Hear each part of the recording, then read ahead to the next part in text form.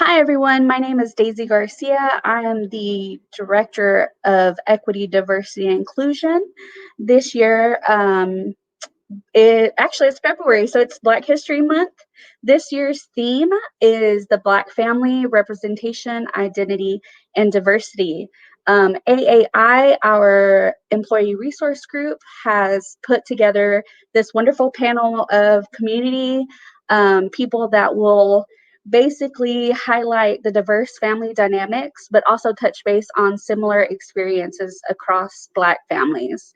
If everyone would like to introduce themselves, and I just want to send a quick thank you to our Chancellor, Dr. Wallace, for emceeing this event.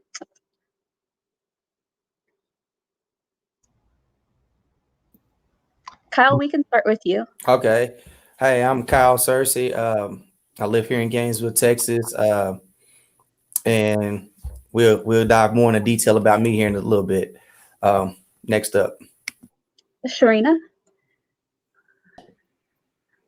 Hi, I'm Sharina Hubbard. I'm actually a product of Gainesville, Texas, and a graduate of NCTC 2008 class.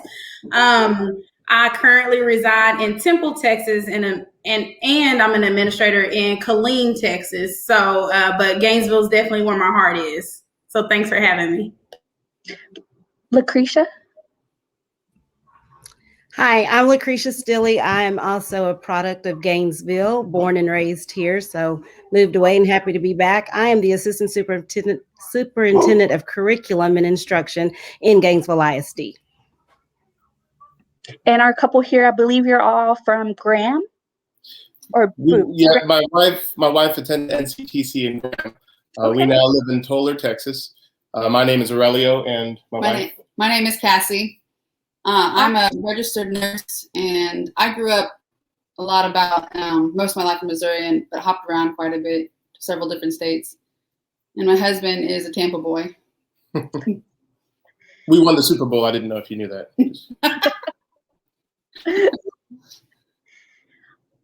And Dr. Wallace. All right. Good evening. I'm Dr. Wallace, Brent Wallace. I'm Chancellor of North Central Texas College District. Thank you all for being with us tonight, those on the panel.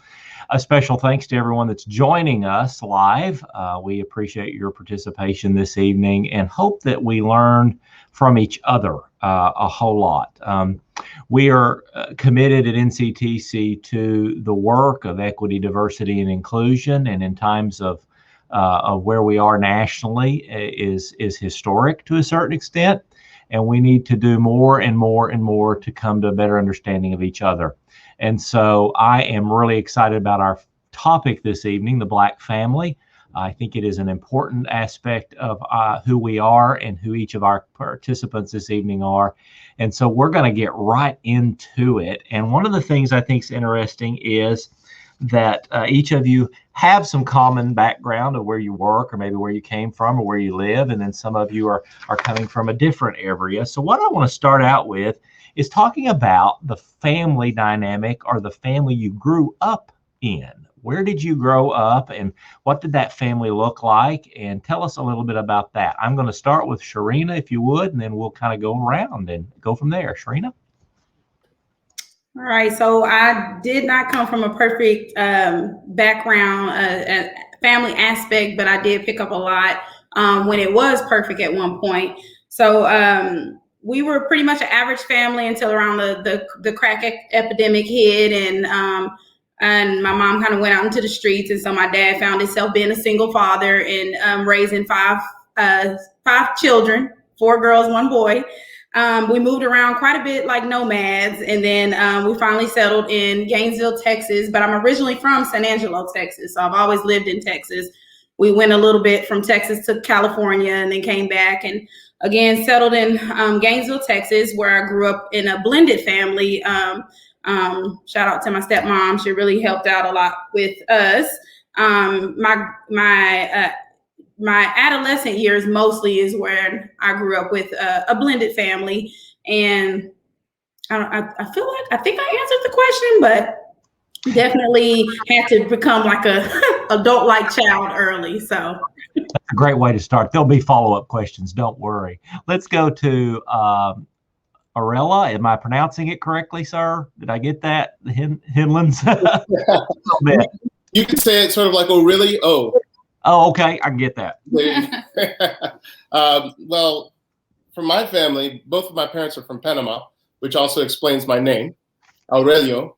And so they came as exchange students and started the family in Tampa. And that's where I was born and raised.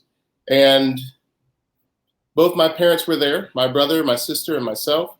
I'm the middle child of the three. And in our home, it was, I guess what would be sort of unique is being first generation. We didn't have a lot of family around us. So our family became our community at church, became our neighbors, became just different people who were very close by. And they got to be very close with us as well. So that was a lot of my background. A big part of that was the church, though. And that was a heavy influence for my family. And grew up in Tampa, Florida for 27 years. And today with our family, it's very much the same, I would say, as what I grew up with. Of course, it's always different because I don't have all the same experiences as my parents, but we try to raise our children with faith and to be respectful. So that's in short my background. Perfect. So I want to come back to that after we hear from our other guests. I want to come back and everybody be thinking about the notion of how faith influenced your families, because I think that's an important discussion for us. So let's not forget that, but let's go to LaCreasha and then we'll come to Kyle. LaCreasha, tell us a little bit about your family dynamic and how you grew up. So I grew up here in Gainesville in a 2-parent home. I do have a brother as well. It's just the two of us. We grew up average, not on on that moderate level. My dad, he and my mom both have high school education. My dad did end up going to work at an early age. He worked out at the highway department all of his life. School, they didn't have any college education. I am a first generation student. And then following my brother, it wasn't one of those things where it was bred in us that you have to go to college. I think it was just one of those undertones that we want you to do better than what we did. And since we just got the high school education, we expect you to go further. But I think had I not gone that route and just went to work and been successful that way, it would have been okay. But just knowing that I did want to go further. I can tell you, watching A Different World was one of the things that kind of got me wanting to go off to college and be a part of that atmosphere. So that was a big influencer for me to get out there and see what's there beyond Gainesville. Perfect. Kyle, sir, give us some thoughts.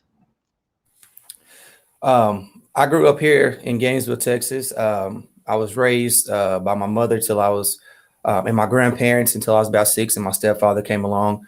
But the ones that influenced me were, my family, my grandparents, my uncles, my aunts. They had a big part of my upbringing. My mother, I had a lot of support. Unlike a lot of people, I did have a lot of support. But I had friends who didn't have the type of support that I had, but they were always welcome to my home. We never denied anybody to come to my grandparents' house because that's where we all lived. I mean, we were all of us lived there literally. So that's a little bit about my upbringing, how I came up, and I wouldn't change it for anything. So I'm a preacher's kid. So anytime I hear people talk about faith, I kind of go, it was right there in the middle of my upbringing, but that's what it was. But I'm going to start with Kyle because we ended with Kyle and we'll make it back around again. Talk to me about faith or how the family dynamic was around that. Was there a built faith for your family? Did you go to church? Was that an important part of your growing up? Tell me a little bit about that. Absolutely. My grandfather, Bo Searcy, he was a preacher for over 60 years. So I mean, we went to church every Sunday and Wednesday, and to this day, that practice from my whole life. My family, we do the same thing every Sunday and Wednesday night. We're at church, so that was a major part of my upbringing. The faith. I can remember my grandmother as a kid telling me always, to just continue to believe in God always. And, you know, when you hear that so much growing up, I mean, it just kind of sticks to you. I mean, you don't have a choice but to have faith in everything that you do. So, you know, they taught me about the storms. Sometimes you're going to have a storm that comes through, but if you keep the faith and keep praying on the regular, that storm will pass. You know, so they always taught us to believe in God, stay prayed up, even when it's good and bad, and you can get through anything. Are you sure you're not supposed to be a preacher? Because I kind of, I mean, I'm just saying. No, not yet.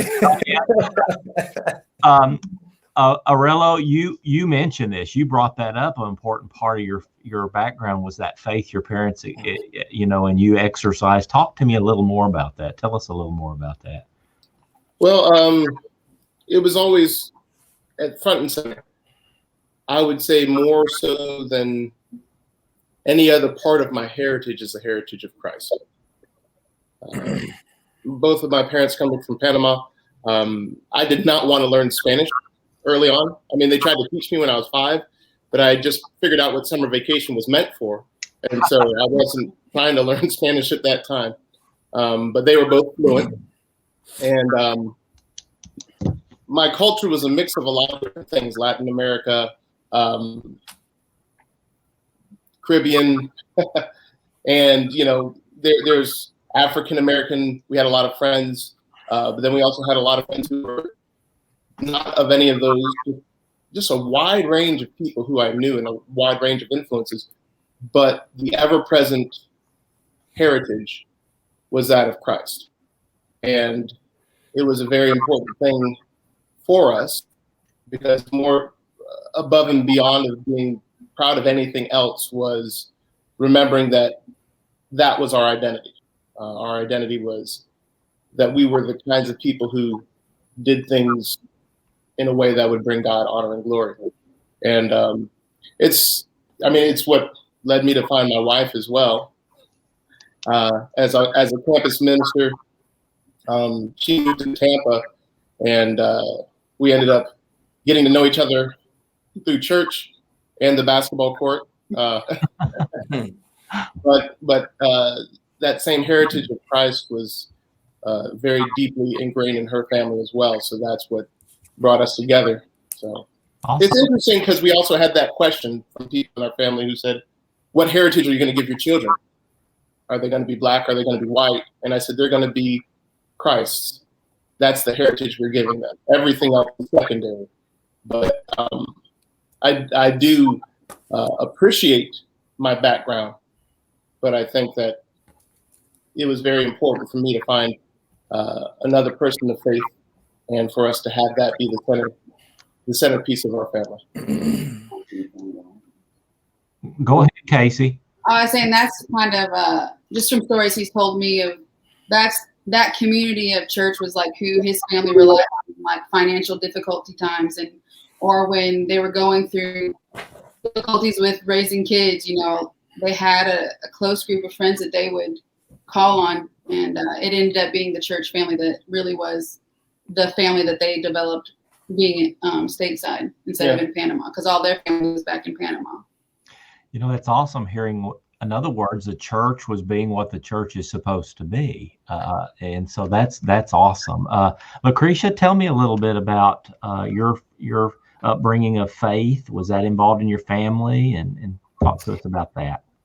So I recall first learning about church when I lived off of Hannah Street, which runs perpendicular to Culberson Street. And there was a lady up the road that she would always walk to the church, Mount Olive First. And I would ask her what she's doing, where she's going. So one day she asked me if I wanted to go to church with her.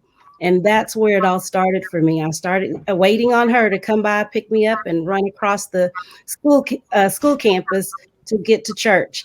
After that, we moved, and my grandmother started taking me to church.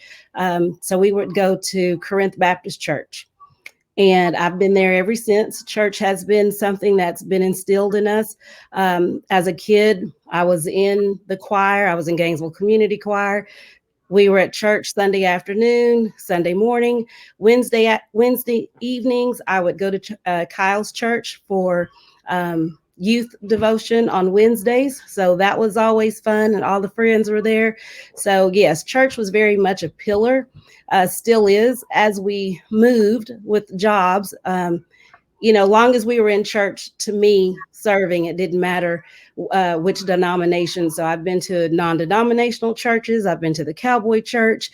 There's nothing like Corinth Baptist Church for me. I was very happy to get back home, but it's one of those things where you just know, I know when life isn't right, when I haven't been to church and serving God the way that I need to.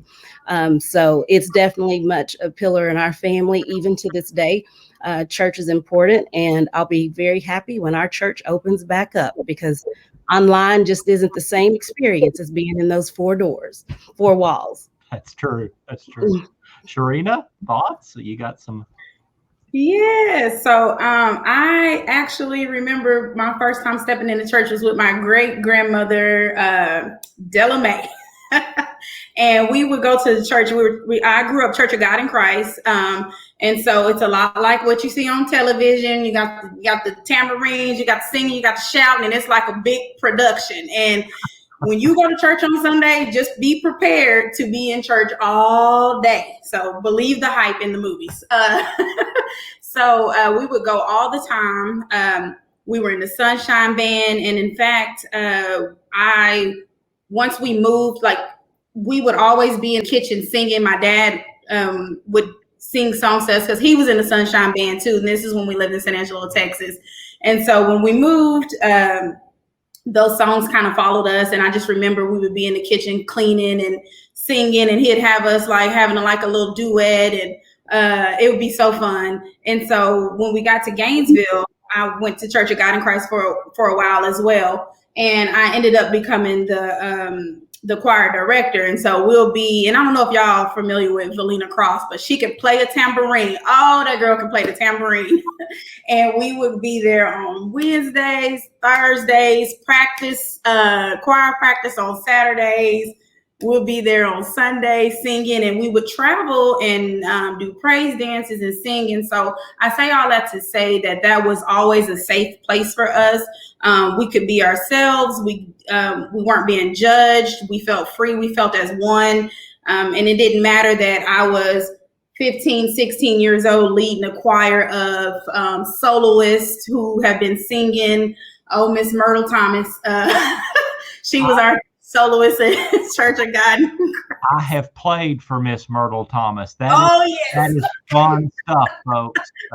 And I accompanied her to small church activity one time, and I thought, I cannot keep up. Yes. Yes. So we were definitely faith-based. And so the same today. I do miss home, though. I do miss being in Gainesville. And like LaCreasha said, to me, it's always about being in the church. And I wasn't so much as focused on like the different denominations of church. To me, like where there's one, there's two, and we're serving the Lord. To me, that's church. So we're hearing. I love this. This is great. One of the things we're hearing tonight is, we've heard about one of you raised by mom and dad. One of you had a different person that was influential in your life. One of you. Church. I know if anybody goes to church on Wednesday night, that they're committed to church, because that's just the sign you're committed to church if you show up more than once a week. But there's a lot of misconceptions out there, folks, about the Black family. Tell me, what kind of misconceptions you experience? How do you react to those misconceptions? Because there's some of them, they're very, very inappropriate. They're all, there's something struggled around the notion that the Black family is characterized in a different way than the white family or the Latino family. Tell me about that. And I'm not going to point anybody in particular, whoever wants to jump in, but tell me, what are those misconceptions that you've experienced, or that you think that others may have that needs to be cleaned up or cleared up? Anybody? LaCreasha, you want to? I'll start. I'll jump in. Okay. I think one of those misconceptions is that we are not a race of smart people. I think we get judged by a group of people, and here you have 4 successful people who came from very different backgrounds. And even in our household, if our parents didn't have anything, say that we were the ones who were in the line waiting for the food. I do remember getting the commodity cheese, and I do love that cheese. But if we were the ones in that line, you still had someone behind you saying, you're going to go forward and do better. And I promise you, when we made a mistake, it wasn't just a slap on the shoulder. And so you knew, I mean, like I said before, my parents never preached college to me, but I knew that they had that expectation that I better go far and do well. Even in school, grades were something. I remember failing in 5th grade, and not because I should have, it was because I thought I was smarter than the teacher. But after doing that and being, I was just telling this story the other day. I mean, my mama, she literally had me on grounding for 6 weeks. I don't know who keeps to a grounding for 6 weeks, but she did. That was in 5th grade. I will never forget it. I never failed a class after that. And I knew, if nothing else, that I hurt her more than it did me. But that was a long 6 weeks. But all of that to say, we are a very smart race. Some of us may not always show it, but even those who don't, if you just have those conversations with them, they've got it. They may not display it, but they've got it. And I think we all have it in us. It's interesting. There's a spot on there that African-American Black inventors, writers, scholars have not had the attention that their counterparts of other race and color have historically. I hope and I think we're doing a better job of that as a society. But you're right. I mean, there's so much there that we don't realize, and it's more than just 1 or 2 inventors that we learned in history class. It's multitudes of scholars who have been brilliant in their fields that were Black African American, academicians, if you please.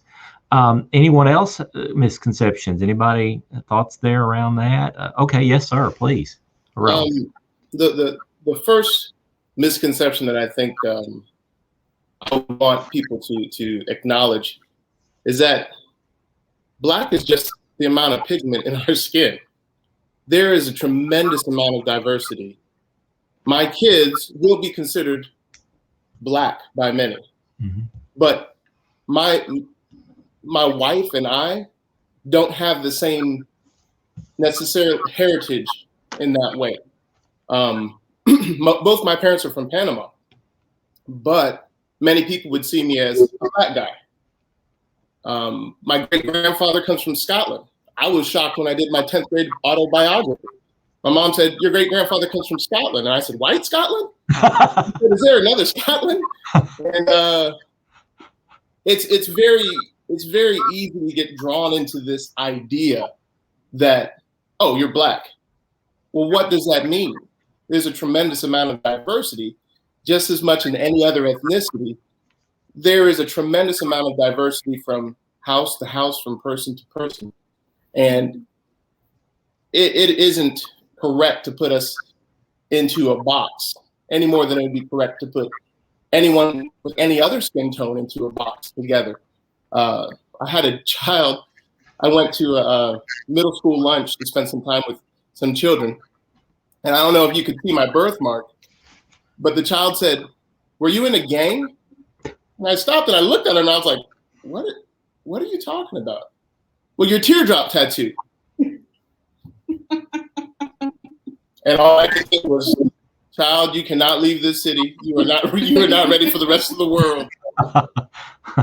But I don't know why it was, because anyone who's ever seen or experienced, even seen a teardrop tattoo at all would know that that's not anywhere near. But I think my skin tone, coupled with a mark on my forehead, made him think, oh, maybe that's from a gang.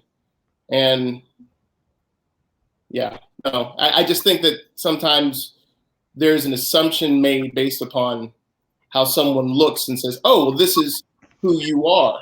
Well, unless I tell someone who I am they would have no clue who I am. So Sharina, I want to ask you a question. I think you want to add something, but I want to also ask you this. You just heard the comment that we place people in a box. Do you think we box people of color in boxes more than we do people that are, quote, white, Latino? I mean, when you say what you'd like to, for sure, but then maybe think about that too. Why is it that we box people in that are different than we may be, or that we just simply haven't taken the time to understand yet? Do you think we do that? Go ahead, please. You're actually spot on to what I want to chime in on. So I think it's going to answer your question. Good. I really and truly feel within the depths of my soul that we are portrayed, and by we, I mean like the Black family, we're portrayed a certain way in public. Not just in public, but I mean like on television shows, and it's getting better. However, a lot of the shows that portray Black families, it always portrays like the lesser of, and it for example, you know, a lot of the ones that I've seen that I feel like people base it on, and being in education, I'm seeing it a lot. Like I can tell, like a lot of my white counterparts, my colleagues don't know how to, they look at certain young men as a threat, and they look at certain young Black females as, oh, you know, they're not going to go far, they're going to be a teen mom, they're not going to get anywhere. And I am constantly putting out that fire. And so I feel like there's not enough light shed on what a Black family really is. So thank you all for having this and this panel, giving us a chance to really talk about it. I think we've come far, but not far enough. We still have a long way to go. And yes, we are boxed in, but I think we're boxed in based on how society shows, social media, or if we have one person that cuts up within the community, it's placed on all of us. And an example of this is and I'm gonna share this real quick. I have a young man at my school who's really into music, and he's and a lot of the stuff that he does in his music, people cannot separate the student from the artist. And I've been having those conversations with him as far as, well, if you want them to look at you in a different light, yes, I know that your music is an artistry, you're expressing yourself, but people are only seeing that side of you. They don't realize how intellectual you are, how smart you are, because you don't show that side of you. You choose not to combat it. And I think we do a lot of staying quiet and keeping a lot of stuff to ourselves. And just, if people box us in, we're bad about just staying within that box instead of speaking out and saying, well, wait a minute, it's more to me than where you're trying to place me. So I'm not sure if that really answered your question, but when Aurelio said what he did, I was like, oh my gosh, yes, I'm glad he said that, because I think we are only seen most of the time by the color of our skin. So I don't know if Kyle or somebody wants to add to that. Yeah, I want to go to Kyle. Can I ask one quick follow-up, Sharina? You said this about that young man. I think you said it was a young man, and his music from who he is. Do you think we require that separation of other races?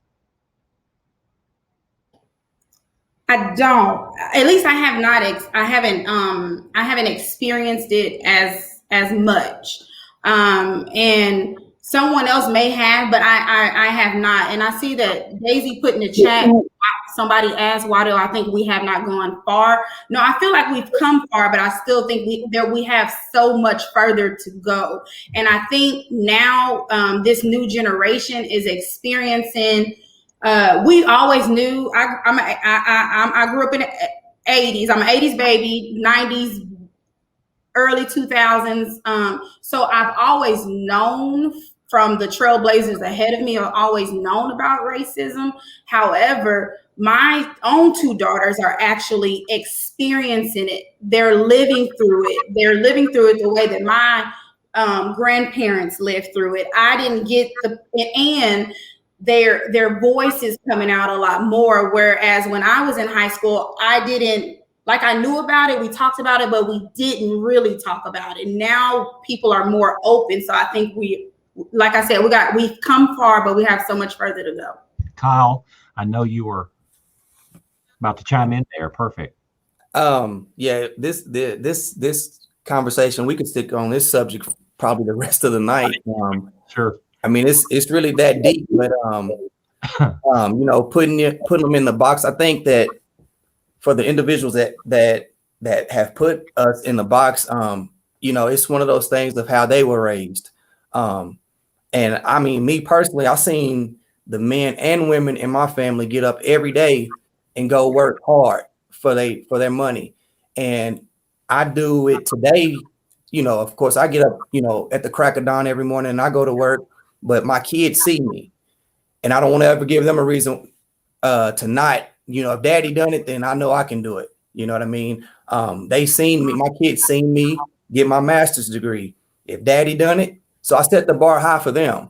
But you know, putting in a box, how you look and how you act, it's really a sad situation because I know some great men, some great men that's educated and not educated, that work hard every single day. Now, I'm gonna flip it just a tad bit. Me being an assistant principal, Miss Stille being a assistant soup, and then Sharina being assistant superintendent. Sometimes you get that stereotype of because we are educated that all of a sudden we act white. And I can't stand that because I'm still the same Kyle that I was at 503 Culberson. Okay. And I still go to we still have the house on 503 Culberson and we still go there. I'm there often. I still go to, everything that, I try to make it all events that, Black events. I try to be there, but I can't stand that stereotype. So whenever I talk to my students and bring them in, we have some deep conversations, especially my Black kids. It's a different conversation. And I got to keep it real with them and let them know that, anything worth having is worth working hard for. So we have those conversations, and I can go way deep into this topic, but when I see my kids every day, especially my kids of color, I let them know, hey, it's already a certain type, it's a certain way that we're being looked at. So keep in mind, how you act when you go out there, and so Kyle, it's a scary statistic, and I cannot speak to the national, but I can speak to the state, and the statistics of young African-American men getting through the process of any form of higher education, whether that be a certificate program in welding or whether that be a full associate's degree on to baccalaureate, is like less than 12% of the men that start complete. And yes, Aurelio, go ahead, sir, please. Well, I was going to say I like the conversation. One of the things that I would point out is that although I told you my background and everything like that, my next door neighbor had a totally different story than I did. I went back to Tampa with my family, and we were just driving through, and I said, "This is where I grew up," and I saw my childhood next door neighbor, and I was like, "Hey, man, what's up?" And he's been in and out of jail and has a lot of different things in the background. We grew up next door to each other, and our stories have gone very different directions. But that whole idea that somehow I had privileges that another person in my neighborhood didn't have, there definitely are things that are a source of my home, my upbringing, and things like that. But what that whole comment of, oh, you're trying to act white or something else, or just the way that it's described at times, because I don't meet the stereotypical. I had someone once tell me, "You're the least black guy I know." And I thought, in your mind, it's more logical that you found a unicorn than that your definition of black might be wrong.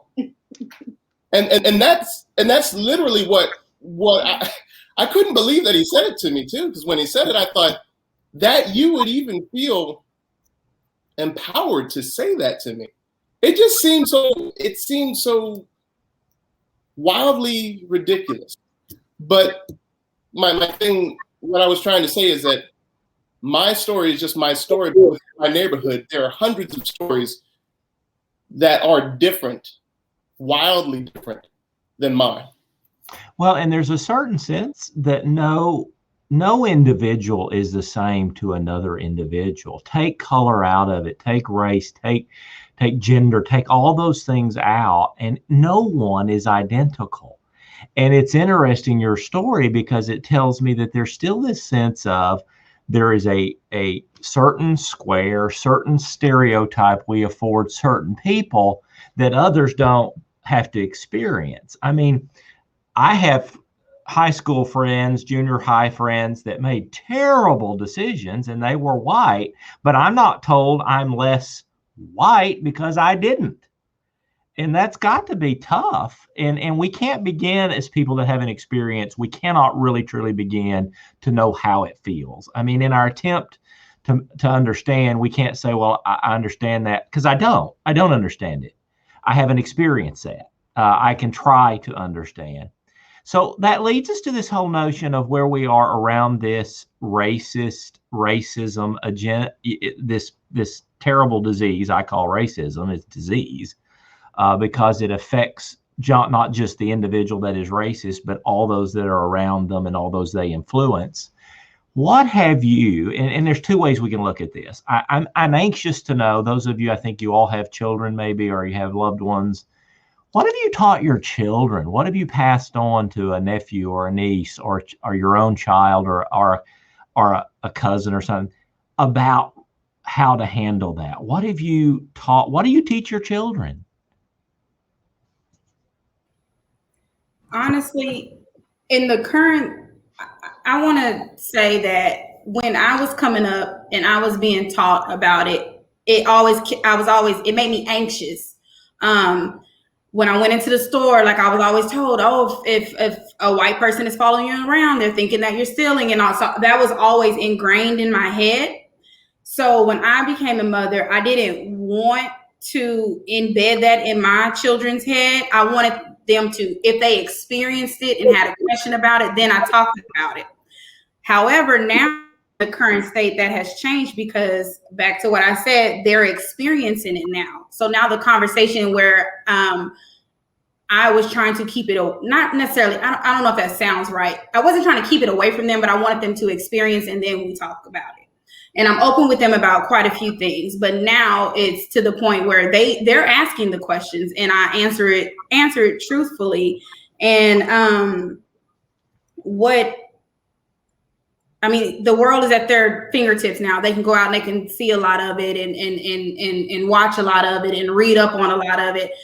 But the first time we've experienced it together was when we got pulled over. And I'm not trying to, I don't want to start this whole cop narrative and all of that, but this kind of answers the question in the sense of my personal experience with racism with my 16-year-old, well, 17-year-old now, and my now 15-year-old. So this just happened this past summer.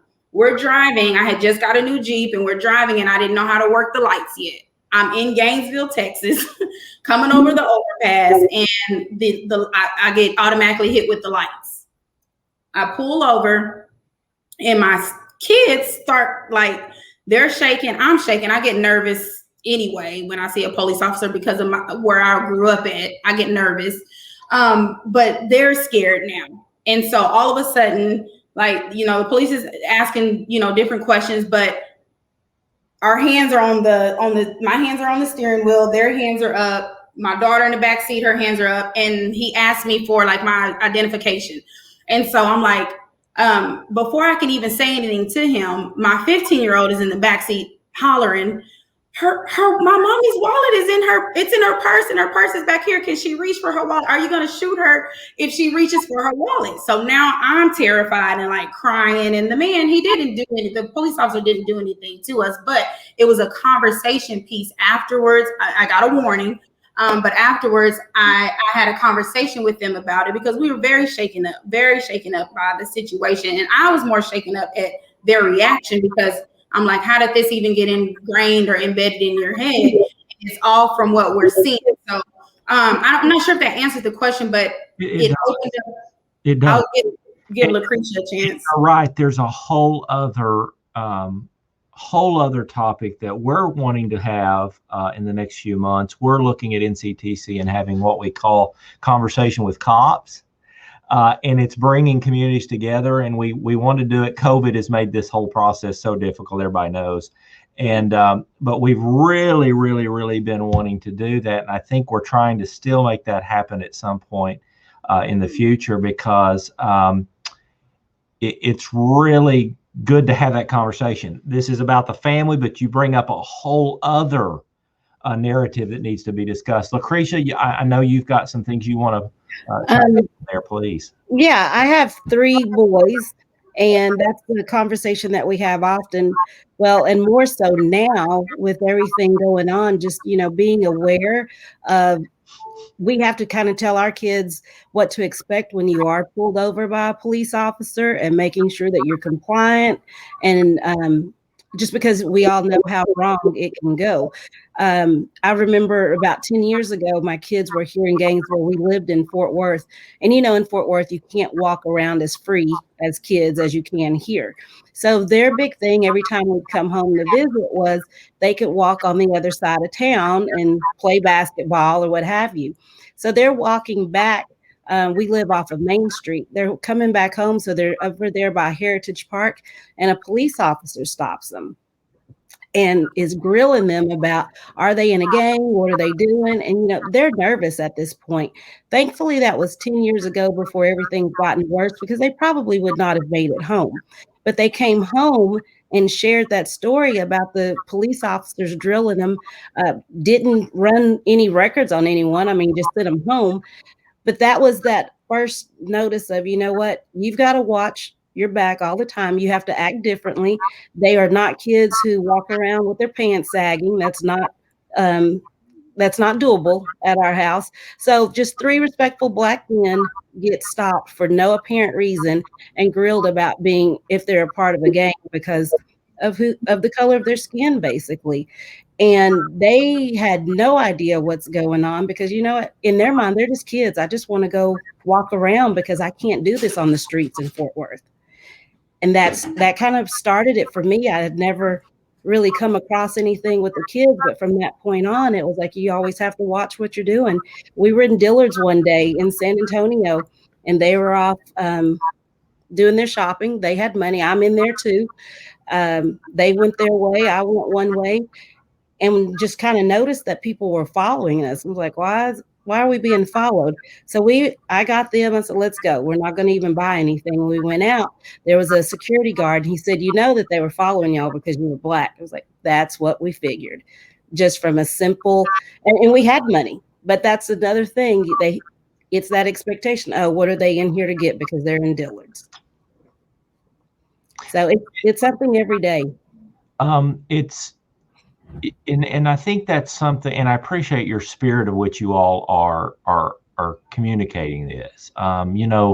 There's continuing to be this horrible dividing line between police or between government and between, and I appreciate the fact that both of you said, listen, in your case, Sharina, you said they didn't give us a ticket. They didn't, in that particular instance, do anything that was what was, quote, wrong at that point.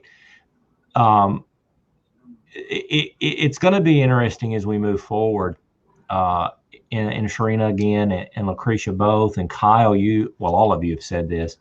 We're in a weird position right now in America. We're in a position where you mentioned, several of you, that, what I thought I might not have to teach my child by now, I'm having to teach, and it's almost like it's rearing its, quote, ugly head again. And all of a sudden, as a white educated male, I look and go, have we regressed? Are we going back? Or did we really never solve the issue of racism? And so what I've come to is we never solved it. And it's not, it's an educational pursuit from our standpoint. We are having these conversations at the college in order to grow intellectually, but more importantly, to bring to surface ways and things that may be going on or we may be doing that are microaggressional, or they are just simply not, we don't know. Talk to me, though, if you think about that, there has to be some hidden call. Oh, yeah, go ahead, Aurelio. I don't want to interrupt you, sir. Go ahead. Well, I was just going to say that until, and this is where I think it's still a problem and always has been, until we can stop thinking of each other as other, there's always going to be some degree of that.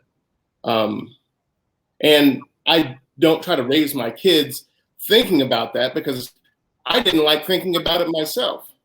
But then there's a reality that I can't send you out into the world ignorant of the fact that this is where things are. So I need to prepare you for what you're going to deal with, but I'm not going to burden you with all of the different things that I may have had to experience in my life. I don't want to burden you, but if you're going to go out and play some basketball, here's what you need to know. If you're going to hop in a car with a friend, here's what you need to know, because you don't hop in the car with a friend who might possibly have anything on them, because you may not have anything, but the fact that someone else does, you get lumped in by the color of your skin and by association. And which is very yeah similar. You know, my parents, I grew up in an era where you didn't take the little sticky things and put it on your skin because they were full of drugs. And people were giving those out. Or my parents instilled in me, if you get in a car with a group of people, don't be an idiot. But it had nothing to do with the color of my skin. It had to do with the notion of don't be stupid, because my parents didn't tolerate that very well. If I was dumb, they were going like, well, you're going to get punished. But it wasn't that. You're having to take that a step further to say, not only do you need to be safe as a human being, but also be careful because of the color of your skin. And that's got to be hard. And so the question is, you begin to experience what's referred to in some scholars as the cost of racism. This notion of it costs my children something. It has cost me something. If you had to say there was a cost to racism, what has that cost been for you? Because you're all well educated, you all have great career paths, you have great families. So, but you've persevered through what might have been a hard obstacle. But what has there been a cost for you individually? Have you missed something because of the color of your skin or the family, Kyle? I think I can remember as a kid, my mother dropping me off to school and saying, you know, you go in there and you act like you got good sense.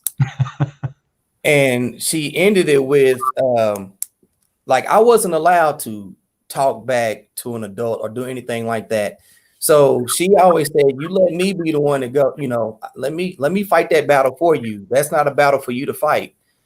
So, you know, I think that, you know, I've seen a lot, you know, you've seen a lot growing up and everything, but at the same time, I was always taught to represent our family with good, you know, you're gonna have to be different. You're gonna have to kill them with your intelligence and your words. It's pretty much it. And, you know, I think, I mean, I'm gonna kind of piggyback off some other things that we've discussed. And, but I think that our ex-president has gotten a lot of people, a lot of these officers and just people in general, he has kind of, I'm gonna use the term, gassed them up to make them feel a little mighty a little bit to where they can't. So as is the reason why we have regressed, okay? Because I see some people that I've grown up with who are a different race than me, that are white, who you know, that I never knew felt the way they felt, but whenever they get online, they start to post things that's kind of, you know, it's kind of throwing you off a little bit. But I wanted to throw that out there just a little bit. Like I said, we could be on these topics all night, but sure. But for me though, I think I was, you know, my mom, she always told me, let me fight your battles for you growing up. Okay. And you just keep reading, keep doing what you're supposed to be doing, keep, you know, use your intelligence and you know, eat them alive like that. I want to piggyback though on that a little bit. Okay. For anyone. I'm not going to just pick on Kyle. Has social media been good or bad for the Black family? I think it's been bad for all of us. I think it's been bad for all I agree of us. with that totally. Yeah, I can agree with that. Okay. The anonymity of being able to say something and no one knows where you are. Mm-hmm. People say all sorts of things.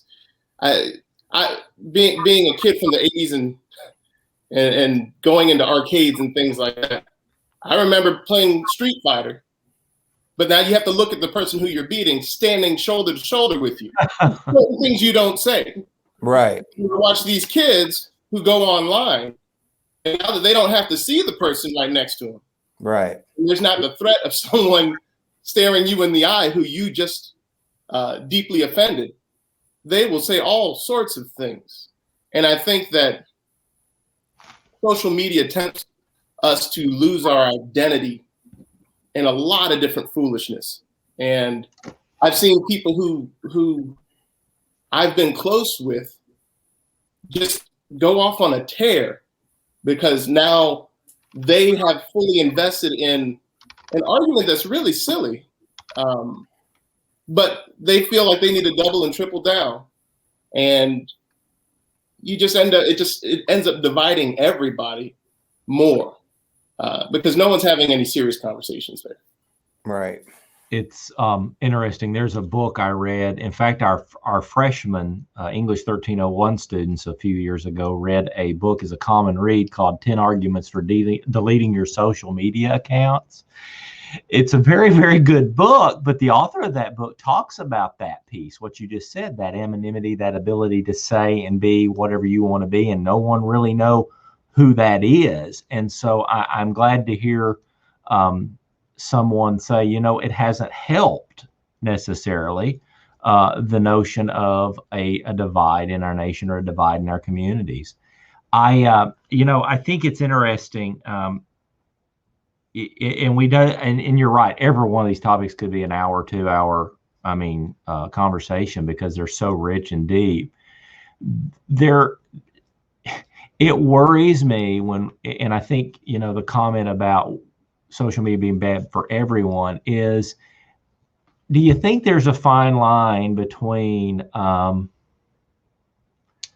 someone trying to really understand and someone trying to pacify the notion of understanding? Because I think what we're experiencing tonight is an example of talking. I think we've missed that. I think now there's some fear. I think there's fear on all sides now, more so than maybe 4 or 5 years ago, or more so than historically, where a white male would be afraid to ask a question. An African-American male or female might be afraid to ask a question. I think we're getting a little better, but these things are hard. These conversations aren't easy, are they? And I think we need to do a lot more of these kinds of activities where we sit together and don't make assumptions. LaCreasha, go ahead. I was just going to say it's difficult on both sides because talking about race is hard for everyone, but you do have to come open-minded and ready to understand and be able to come to solutions because, you may find it difficult to ask a question of me because you probably expect, okay, what kind of response am I going to get? But I think it's something that needs to occur, especially now with all the diversity that we have in this world. I mean, I look here, you have 3 interracial couples here with kids, and our kids are going to be coming into it. That's the next generation. I mean, I look at my family makeup when we all get together. Right now, it's hard to find a Black child where both parents are Black. It's a lot of mixed races within communities now. And so we have to understand each other. But we're not going to do it if we don't start asking those hard conversations and being ready and open to hear what's going to come out. I've always said that you've got to also understand this, folks. There may be some times where someone asks a question and it is racist. Let's just say it is. Let's say that the thought they have or the the thing that they've been brought up to believe is racist. The difference is if you're trying to learn and then you're trying to grow and not want and don't want to be, there's a difference in that and propagating that same narrative. Because I've always said that any form of hatred is a matter of heart. It's a matter of who I am. And we've taught that.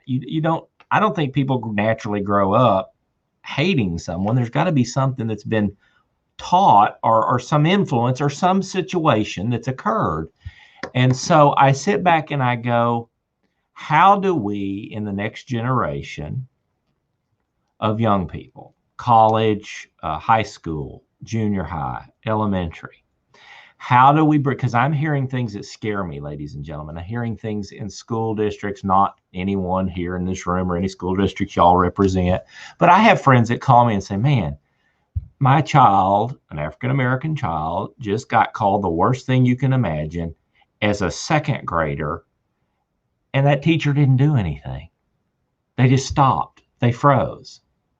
So you have to ask the question, are they freezing because they don't simply know how to deal with it? Are they freezing because they don't see it egregious? Are they freezing because the frozen part insinuates acceptance? There's got to be a moment in time where we do that. So tell me something. You all are very involved in your communities. How do we begin to change? What needs to occur? What are you doing in your communities to help bridge that gap? What can others do in the community to bridge that gap? Sharina, you want to start? Yeah, I do want to say normalizing kind of what LaCreasha was saying. We need to normalize conversations about race. Yes, they're uncomfortable, but I think the time is now. We say what we need to do, but it's time to actually apply it and take action. And I believe through these conversations, we will begin to see a lot of the opportunity gaps closing. We'll be able to see that teacher who's not afraid to say something, who's no longer freezing up, because we have normalized being able to talk about race and talk about, us being one. And so and don't we also have to stop judging the other person's feelings? Yes. Own their own feelings, because if absolutely. I feel hurt, I'm hurt. Yes. And so with someone, okay, maybe I didn't mean it, but I hurt you. I have to change that. Absolutely. And I'm kind of living that right now and doing that and experiencing that right now in my current workplace, and with people that, like my colleagues, that if I call you brother or sister, like that's what you are to me. I love hard, and those tough conversations, we went a couple of weeks without talking, and then finally we came back together and we spoke about it, and my colleague knew it was no malintent from my end. It's simply, I saw a blind spot that he had, and I wanted to make him aware of it. And I knew going in there, I needed to be able to validate his feelings as well, because I think that's where we mess up a lot at. And I'm speaking to my community. A lot of the times we come in and we're like, oh, you need to see our point of view. You need to hear what we have to say, but it's not always necessarily reciprocated. And so we need to be able to have those conversations, and they need to be continuous conversations, reciprocal, multi-level, not just a one-sided conversation, because then that goes back to what Kyle mentioned earlier. We begin to regress. So just normalize having those conversations and start being about it. Let's really have that action, especially in education. That way we can start to close those opportunity gaps. So we need to start looking at blind spots and then start exposing them. Aurelio, go ahead, sir, please. I was going to go to you next. I was going to say, in your question, I deal with young people a lot. We need to appropriately define community. Because now in social media, people think my community is the world. Okay, Burger King doesn't need to sell tacos. And we don't need to try to affect the entire world. We should be able to identify our community and to be able to, because we're going to have an impact in our community different than getting on social media and trying to blast the entire world with this is what's right.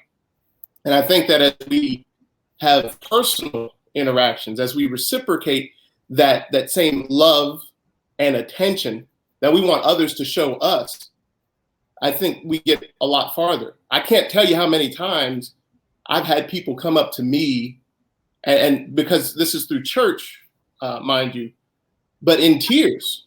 And at first I'm wondering, like, what's going on? And they were apologetic to me. They said, you didn't know this, but I had this feeling in my heart. And it was very, it's a very, I don't even know how to explain how to take that interaction, but there have been people who've come to me saying, I had a feeling about Black people and I had a feeling about us getting a Black minister, and I need to come to you and repent because you totally shattered every misconception that I had in my heart. And I realized that what I was doing was very sinful. That didn't happen by me calling anyone out. That happened by me living my life in love and showing love and caring to other people. Sometimes, as you were saying, you know, accepting another person where they are, you can't give what you don't have. If you weren't raised in a peaceful environment, if you weren't raised in an understanding environment, you can't give it. And so what we need to do is to demonstrate that to other people. This is what love is. This is the kind of love I expect back from you when you're able to give it. This is the kind of attention I appreciate. This is the kind of patience I appreciate. But I think many times I get fed up when I don't get what I expect immediately. And so I don't give it. And then that crazy cycle starts that never stops. Others?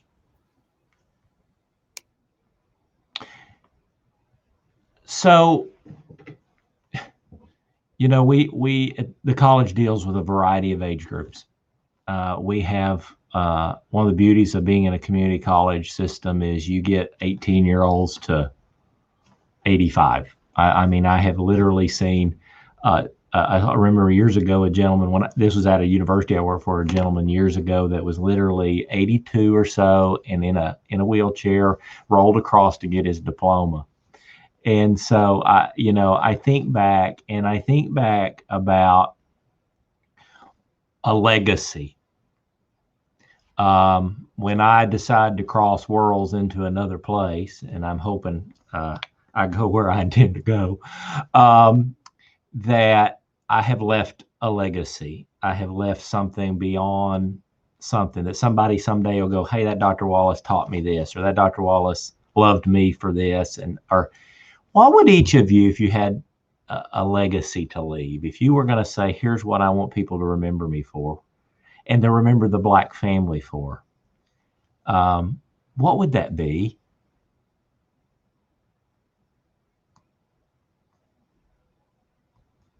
Sharina, you're almost at that point of unmuting. I can tell she just just don't.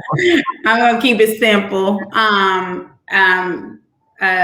What I would like to be remembered for, the Black family to be remembered for, is that you hear the saying, good things come to those who wait. No, what I want us to be remembered for is good things come to those who actually go out there and get it and grind and hustle for it. And to remember that you can have all these dreams and aspirations, but make sure you have those two key things, which is effort and hard work. And with those, you can achieve your dreams and your aspirations. So I believe that's like my mantra. I live by that. And like Kyle mentioned earlier, with his son, seeing him get up and get out there every day. I'm the same, with my children, and we're in a situation right now, but they still see it. They still know that mommy goes out and get it. They see that daddy goes out and get it. They see that their stepmother goes out and get it. So they're surrounded by people who put in that hard work and put in that effort. And so that's what I would leave my legacy. Anybody else? I think Oh. mine is similar to Sharina. One of my quotes that I have on my email that I totally live by, I found it probably about 10 years ago. So it's been on there ever since. Success is to be measured not so much by the position that you reach in life, but as by the obstacles that you've overcome. Because I didn't get here through the easy path. It took a long time. It took hard work. And like Sharina, that's something that's just ingrained in me. And I will fight for what I want. I won't let one thing define me, who I am as a person, but I'm going to make sure that I continue to climb that ladder because I'm going to go where I want to go. It may take me a little longer sometimes, but I'm going to get there. Another thing that I would say, within this time period, don't judge me before you talk to me. Get to know me first. Awesome. Hey, LaCreasha, if it was easy, everybody would do it. Exactly. That's good. Sometimes, we want things often to just be straight, like she just said, straight and narrow, but it's going to go like this. Yeah. You know what I mean? It's going to go like this because me sitting behind this desk, trust me, it wasn't easy. It was some days, that I'm ready to shut it down, but, I stay prayed up. I will continue to be a God-fearing man. And like Sharina just said, effort and hard work. That's what I would want to be remembered as. Like I said, I keep an open door policy here in my job. It's 1,000,001 things going on, but if any kid, teacher, parent, if they come through this door, I'm stopping what I'm doing and we're going to fix whatever we need to fix before we move on. So I would want to be remembered as, at the end of the day, Searcy, he's going to come through for us. So, I guess that would be my legacy. Good. Aurelio? Well, I was hearing Kyle say it there too. The legacy that I want my family to have, the legacy that I want many people to share with me, although I'm not forcing it on anybody, to love God and love others. We got a whole bunch of people in this world who are going insane, but that message of peace rings across all boundaries. And if I love someone in the way that they're looking for some hope, some peace, some kind of love, and if I do that, I think my skin color is going to be a footnote. It's going to be an appendix with a 3-digit number. They're going to say that person loved me. And at the end of life, it'll be like, that was a good man. And maybe they'll turn back and say, wow, I didn't even realize how many people who are from this or that background. All I realized was that these people in my life were good people. Having that open door policy where people know if I go to him, he's going to give me his time and he's going to help me to the best of his ability. I think that we need a lot more of that. Loving God and loving others. Let everything else hang on that. Awesome. Any other, I'm thinking of, have I given everybody, I think we got everybody covered there. If, a quote, and I have a master's degree in speech. So if you have a master's degree in speech, you've got to love Martin Luther King Jr. That's all there is to it. Because his speeches were the richest things I'm always amazed at how many people don't see the connection between that and his preaching background and his biblical exegesis is just right there. But anyway, he used to say, if you can't fly, then you have to run. And if you can't run, then you walk. If you can't walk, then you crawl. But whatever you do, keep on moving forward. And so that's just so real. And we're there now. We're at a point in our society, in our communities, in our families, and in our own hearts where we have to keep moving forward and having difficult conversations. One author put it is hard to have. I am so impressed by all of you. I am so pleased by what you taking your time out of your day to do this. It's important, and it's important to have these kind of conversations, honest, open, non-hateful, non-aggressive, not attacking anybody or any position or anyone, just open dialogue to say, let's get to know each other better. And there's 2 or 3 themes that I've seen tonight, and that is the notion of an open heart, and you can call that the psychology of it or whatever, the spirituality or the physiological aspects of that, but an open heart, loving everybody as you want to be loved. And this notion that we can learn from each other and be better people as humans. I want to leave you each, though, the ability before I really close this thing to give us your final thoughts. How did the night feel to you? What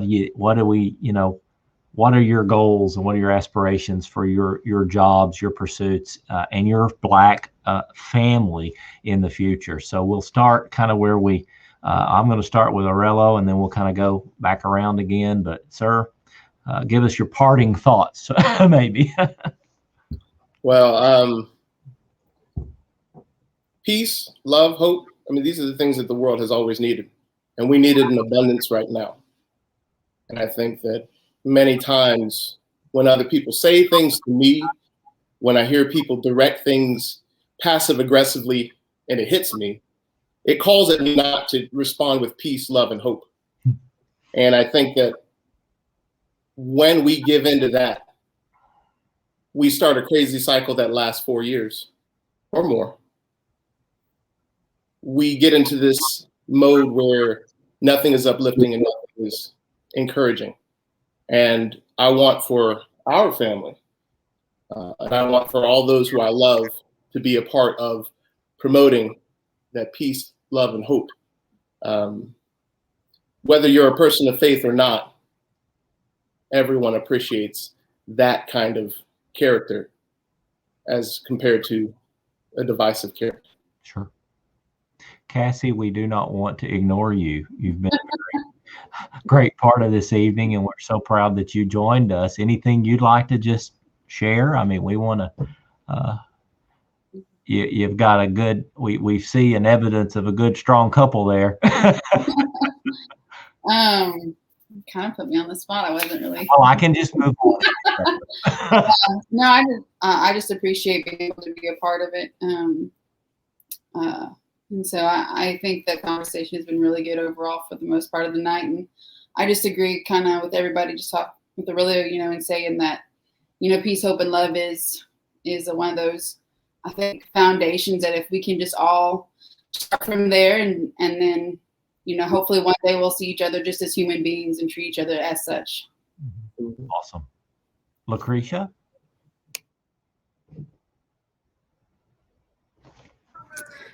I would just leave saying, first of all, thank you for the opportunity to have this conversation. I would hope that we can continue conversations like this other than just in the month of February. They are important and they need to be given more often. And I do think as a community, the more that we do it, the more change we hope to see. I hope to see that at some point, just like Martin Luther King's dream. I pray that at some point we can all walk hand in hand together. Me being an educator, I promise you, I'm gonna make sure that each kiddo gets what they want and get in life where they need to be, regardless of their color, because that's who I am. It's all about kids. And I think we all need to start seeing that. They're going to be our next generation. We need to show them that, because as you said earlier, hate is taught. It's nothing that you grow up with. It's something that's taught. But I think that if we can start with our younger generation, we can start to make some changes, because this generation is not like us. They're not quiet like we used to be. They are very outspoken, but if we can give them those positives to speak about and change the world in a positive way, I think it will definitely happen. Great. Kyle, sir? I agree with what LaCreasha, what both of them said. But yes, peace, love, and hope. And also whenever we have these discussions, keep an open mind, because everybody don't know. So whenever you have these discussions, keep an open mind and don't let anyone bring you out of your character. even though you're thinking in the back of that, sometimes you're thinking in the back of your head, I know they didn't just say that. You have to remain cool, calm, and collected, because you might be educating somebody on something and you don't even know it. So, that would be my thing. Keep an open mind, continue to have the discussions. Don't be ashamed or afraid to have the discussion. Ask if you don't know. But yeah, remain open-minded and don't come out of character. Sharina? I feel like he's preaching to me, because I came to a point where I was like, I'm tired of being a bigger person. I'm sick of being a bigger person. But I have to remember that, and continue to remember that I have the children that I work with, but also I'm the number one role model, or one of the number one role models for two beautiful young ladies. And so I thank you, Kyle, for saying that. And then absolutely peace, love, and hope. Thank you for saying that as well. And I started shouting over here when LaCreasha was like, this can't stop at Black History Month, or in February, because I literally wrote it down because I wanted to say that. We need to continue to be intentional. We need to continue to have these type of open forums where we're spreading, that positivity and having these uncomfortable, challenging, yet beneficial conversations. It doesn't stop at Black History Month. And I would like to leave you with a quote, Dr. Wallace, because you said you love quotes. Yes, I do. And I have a quote that I recently shared on my podcast by Michelle Obama, because I'm starting to open up about me being a Black woman in educational leadership within the workplace. And I'm only doing it for Black History Month because I'm really anxious about talking about that. But the quote goes like this: history has shown us. Oh, you're good. I got you. Okay.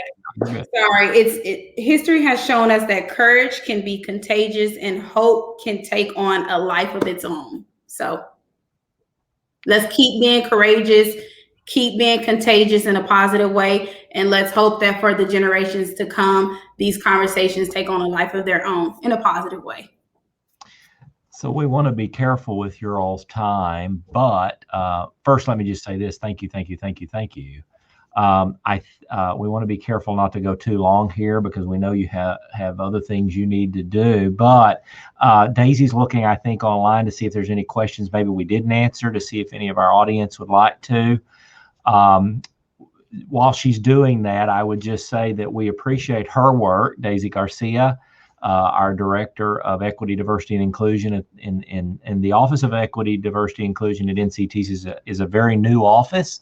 We're seeing those adopted by all the community colleges, universities in the state of Texas have developed strong programs where we just learn from each other. This is one example of a multitude of things we have going on, how to allow people to even use classroom settings to understand their stories. And instead of assigning particular things, letting an instructor say, hey, write about your experiences. And you learn both how to write effectively and how to tell your story effectively. So there's so much that we can be doing. Daisy, I don't know if you want to come live with us and ask some questions, or if you have something else you might want to share with us. Here she is. Do we have some questions online? Someone asked, what are y'all doing? Are y'all doing anything to address equity, diversity, inclusion in K through 12? So those of you that are our teaching representatives, I know there's a state move to it. And I know just from, and correct me if I'm wrong, the last House bill from the last legislative session, 86, put some equity and diversity funding behind it for the first time historically to help add value to completion of minority students and those momentum points. Now, what I can't testify is whether that's working or I just know, but LaCreasha, Sharina, Kyle, you all are in the heart of that. Thoughts about how that's being included in K-12? Well, I know for us in Gainesville, whenever we adopt new curriculum, we always look to see if that curriculum is diverse for our students to get that piece in. As far as the equity piece, our big push this year was to get computers in the hands of all children. And we purchased hotspots for those that did not have hotspots. So we were trying to make learning equitable for all students and just take out those barriers. So it is something that we're always looking at. It's at the forefront, but we just got to take it a step at a time. You know, something we've been battling with community colleges and everybody, K-12 and COVID brought it to realization for us, is the whole issue of a broadband internet service in the state of Texas. Because if you're low socioeconomic or you happen to live in a more rural location, internet's spotty.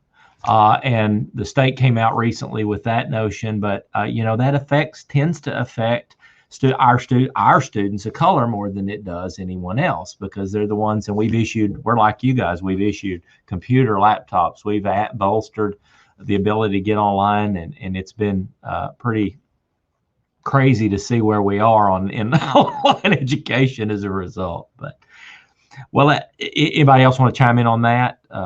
I did real quick want to speak on that in case there's some parents and stuff listening. What has been in the new legislative session, there are committees. I encourage you to go onto the Texas Education website. There are a lot of committees forming for to make a change in K-12 as far as like multicultural curriculum and instruction. And at the high school level where I'm at right now, we're currently, we've been over on the news for having an African-American course. And then I've strongly encouraged the teacher to take on the Mexican-American course for our, and that's at the high school level. Down at the elementary levels, there are courses, like LaCreasha was saying, like when you take on new curriculum, I strongly believe in having a committee actually look, and I know Gainesville's really good at that, alma mater, go Leopards,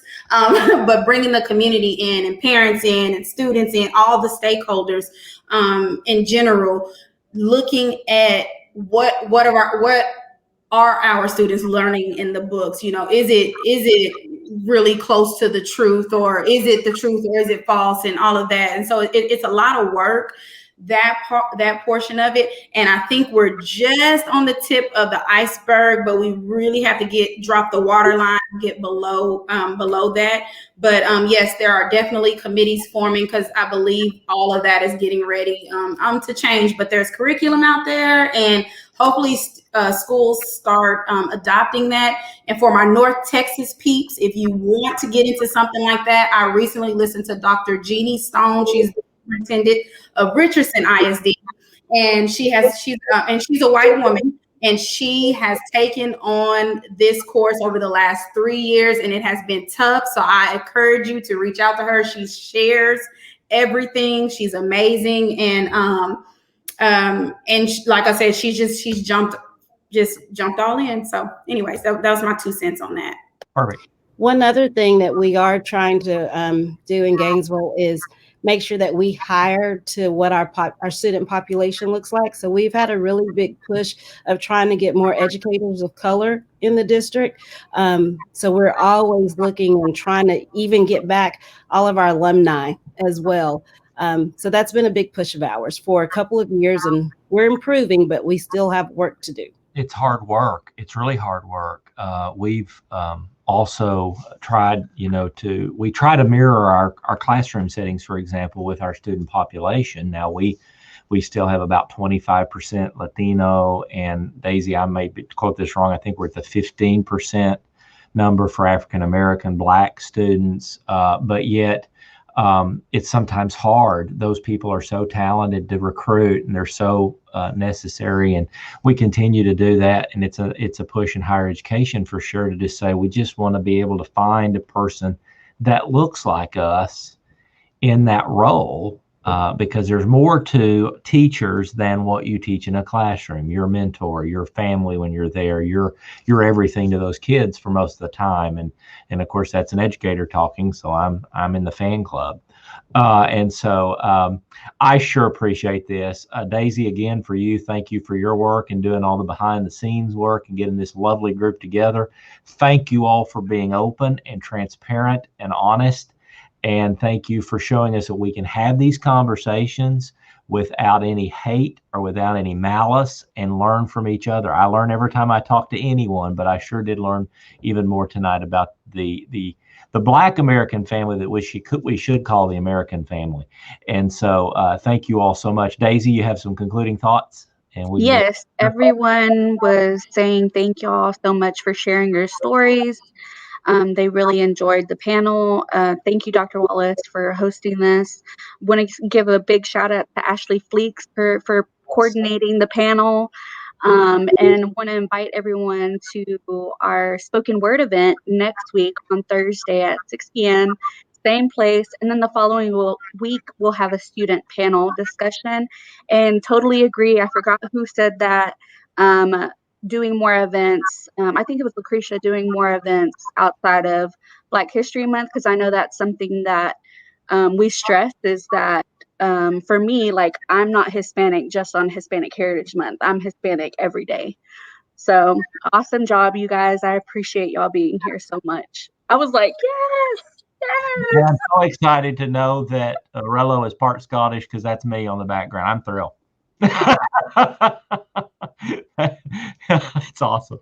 Thank you all so much. Those of you joined us online, have a great evening, and everybody stay warm. Thanks. Thank you.